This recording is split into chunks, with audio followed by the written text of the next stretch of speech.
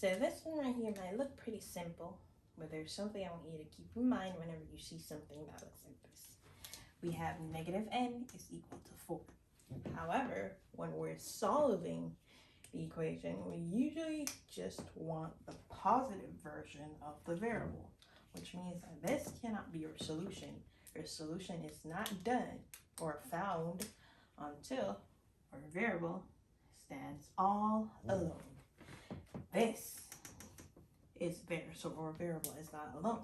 So given a problem like this, you still need to vibe because there's something going on here that you may have missed, right? Now, if you take a look at this, remember how we just write n to signify n equals, let me write it right here. We just write n to signify 1n, right? So this invisible one, is also right here. So this actually looks like negative 1n is equal to 4. But we don't want to know what negative 1n is. We just want to know what n or 1n is. So that means we still have work to do here. And we can solve this by just following vibe as usual. So we have our first identification over a variable. That's n.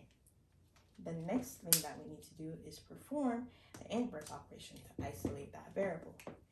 Now what this is saying is that we have negative 1 multiplying or n. Such a beautiful n. All right, and that's equal to 4. So now we know our variable. We need to still isolate that variable by performing the inverse operation of whatever is being done.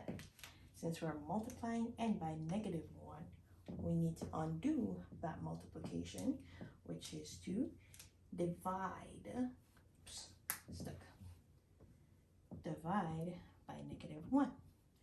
And since we're dividing this side by negative 1, we have to remember our balancing act, just to divide that side by negative 1 as well. So on this side, we have negative 1 divided by negative 1, it's just positive 1, register n.